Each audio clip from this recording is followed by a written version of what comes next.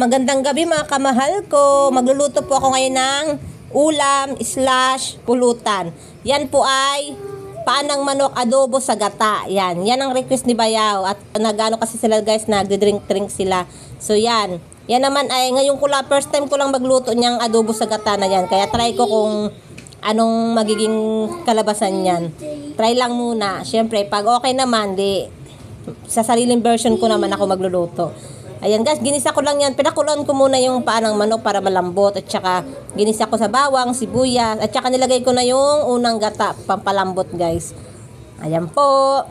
Kunting pakulo lang. At lagyan natin ng suka at saka toyo. Diba? Kasi yan, bawal kasi si Bayaw sa asin. Kaya toyo na lang nilagay ko. Kasi kung para sa version ko kasi, pag nag-adobo talaga ako may asin at saka toyo. Diba? At lagyan natin ng paminta. Ayan, pamintang durog. Kunting pakulo lang guys. At nilagay ko na yung unang gata. Yun. Matamis-tamis kasi yan guys. Kaya hindi ko na nilagyan ng asukal. Pag nag-adobo kasi masarap may asukal. Pero igata naman yan. Matamis naman yan. So huwag na natin lagyan. Ayan, magic sarap. Baka naman. Charot.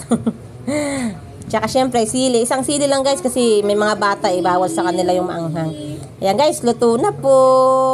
Tara, kain na tayo. Pa-like, pa-share, pa-comment, pa-follow po. God bless.